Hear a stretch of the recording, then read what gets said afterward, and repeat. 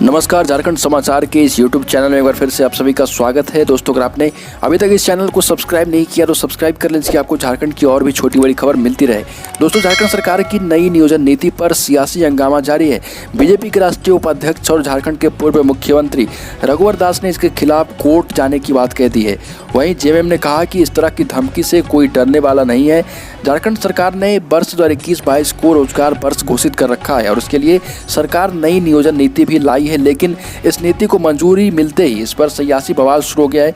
दरअसल हेमंत सरकार की नई नीति के तहत मैट्रिक और इंटर के झारखंड में पास हुए अभ्यर्थियों को ही राज्य में नौकरी मिलेगी और इसके अलावा नई नियोजन नीति से कई भाषाओं को भी हटा दिया गया, जिसमें हिंदी भी हटा दिया गया, जिसके बाद से विपक्षी दलों ने सरकार के फैसले के खिलाफ मोर्चा खोल रखा है। बीजेपी ने इस फैसले के खिलाफ न सिर्फ आंदोलन का मूड बना रखा है बल्कि मामले को कोर्ट में ले जाने को भी तैयार बैठी है, जिसको लेकर छात्र भी गुस्से में हैं। पार्टी के राष्ट्रीय उपाध्यक्ष रघुवर दास ने नई नियोजन नीति को असंवैधानिक बताते हुए कहा था कि अगर झारखंड सरकार नई नीति नियमावली में बदलाव नहीं करती है तो न्याय के लिए अदालत का दरवाजा खटखटाया जा सकता है।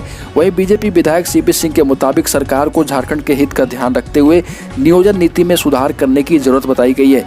इधर सत्ता पक्ष ने नियोजन नीति पर बीजेपी पर भ्रम फैलाने की कोशिश का आरोप लगाया। जेएमएम के महासचिव सुप्रियो भट्टाचार्य उच्च पद पर बैठे रघुवर दास जैसे शख्स जिस प्रकार से भ्रम फैला रहे हैं वह अकल्पनीय है, ऐसा कहा है। सत्ता पक्ष के मुताबिक हेमंत सरकार ने बहुत सोच समझकर झारखंड के लोगों को ध्यान में रखकर नई नियोजन नीति पर मुहर लगाई है। जेएमएम के प्रवक्ता मनोज पांडे ने कहा कि बीजेपी के कोर्ट जाने से कोई फर्क नहीं पड़ता है और उन्होंने ये भी कहा कि सही नियोजन नीति अब तक नहीं लाई गई थी, जिसका खामियाजा झारखंड के छात्रों को भुगतना पड़ रहा था। लेकिन हेमंत सरकार ने दूरगामी सोच के साथ नियोजन नीति का लाई है और जिससे झारखंड के लोगों को, युवाओं को खासकर इससे फायदा होगा।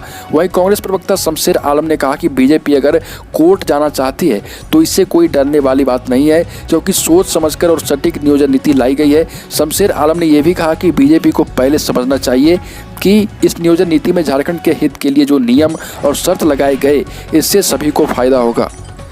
ऐसे दोस्तों, आपको क्या लगता है कि झारखंड की नई नियोजन नीति अच्छी है या फिर खराब है? आप अपनी राय कमेंट बॉक्स में जरूर दें और अगर आपने अभी तक इस चैनल को सब्सक्राइब नहीं किया तो सब्सक्राइब कर लें, जिससे कि आपको झारखंड की हर एक छोटी बड़ी खबर मिलती रहे। साथ ही साथ दोस्तों, यहाँ पर आपको झारखंड की डेली ब्रेकिंग न्यूज़ भी हर एक सुबह मिलती रहती है।